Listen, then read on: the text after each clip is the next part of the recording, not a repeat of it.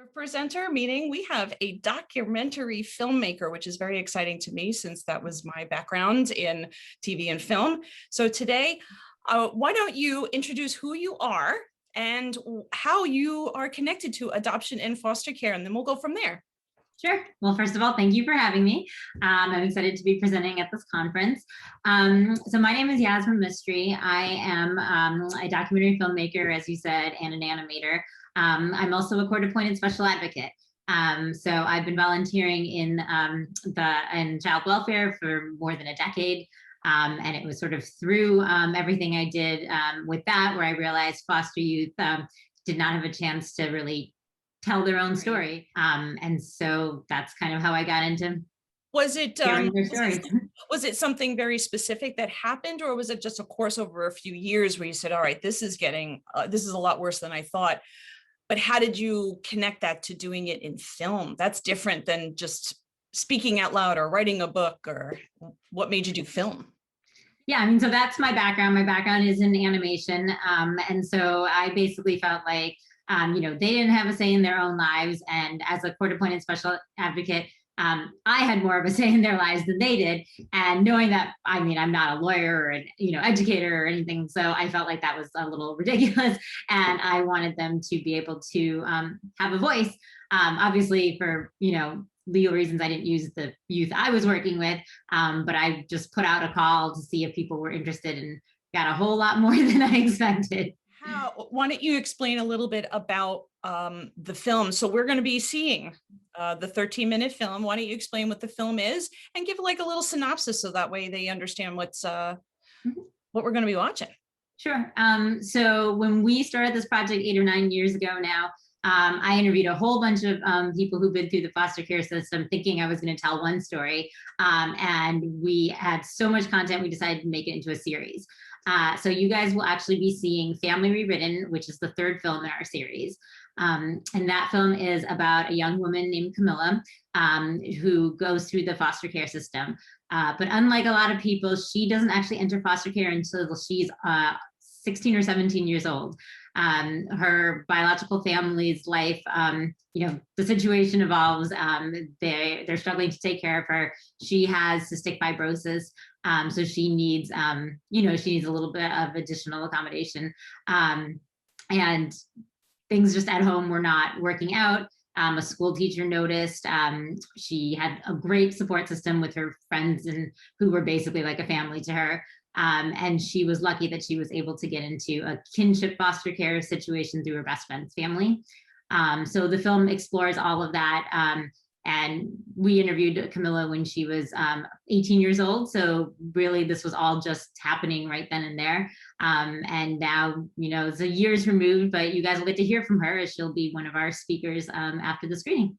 Yeah, no, I was about to say, so you're going to have Camilla and you're also going to have somebody else. So you're going to have 2 people on the panelist, or? I know we'll have 4 panelists. So, why don't you tell us a little bit about who you're bringing on and how they got involved with you? Obviously, you said you made a whole bunch of calls and stuff. So pre-COVID, we were traveling around doing educational screenings and film tours, community events everywhere. So we have a lot of different people who have reached out to us saying, oh, make a film about me. I want to tell my story. And we obviously can't make that many films. I don't have the time, budget, resources to do that. But often we'll tell people, oh, we can't make a film about you, but if, you really want to tell your story, you can participate on a panel, or, you can come to one of our many events. Usually I just try to find people from our wide list of people who are really interested in sharing their stories and see who's a good fit. So we have a number of foster care alumni who will be speaking in addition to Camilla, largely because we want you guys to hear from Camilla, but we also know that her story is not representative of everybody's, and we want to make sure, other foster youth stories get a chance to be told.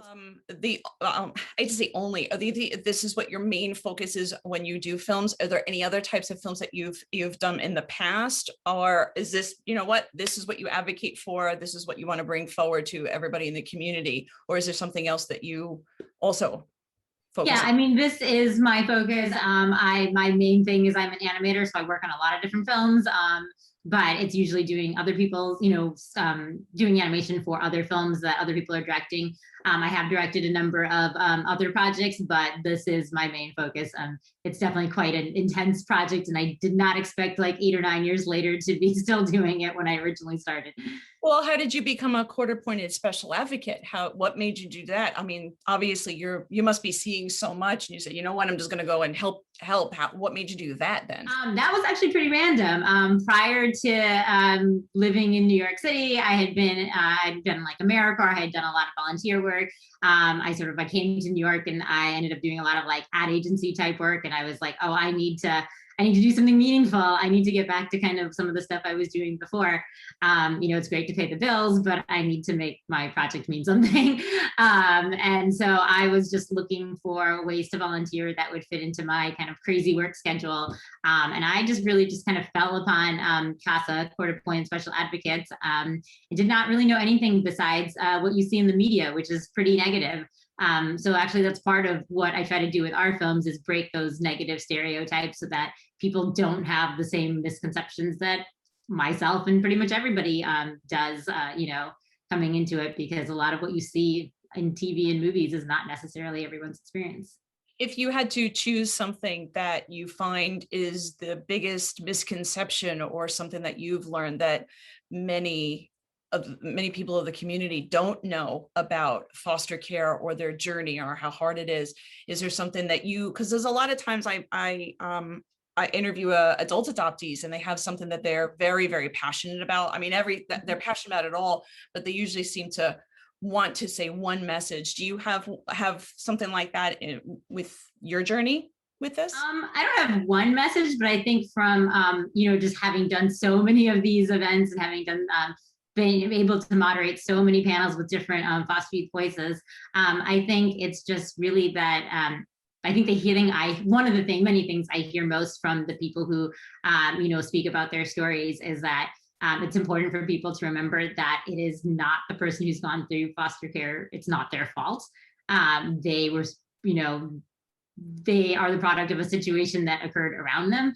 And a lot of people will kind of blame, somebody who's in foster care thinking they're bad or they did something, and that is not the case. And I think that's something that is a huge misconception that can be out there and something that maybe deters people to be foster parents. So I think that's a really important thing that I've heard a lot, and I think it's important to share. If you wanted to explain to people who are coming to this conference, why do they need to come and see you and the panelists? What do you feel, if you wanted to give them that one little plug of, this is why you need to see me? And they don't need to see me, they need to see the panelists. The whole reason I do this project is so that the people who are in our films, the people who have had these personal experiences, that they have their voice heard and that they have an opportunity to share. So don't come to see me, come to hear from our foster youth. They're foster care alumni, but come to hear their voices and to hear their stories. Because if you are, in this field, if you're a social worker, an advocate, if you're a foster parent yourself, I think there's so much you can gain from just hearing and talking one-on-one and having that Q&A and that discussion with people who've actually been there. Say if you, are watching this video and you can't make it to our event, check out our website, fostercarefilm.com. We're on like Facebook and Instagram and Twitter and all that good stuff. And at least check out the trailers, to our films, and check out our events page, because if you can't see it at the conference, maybe you can catch us somewhere else.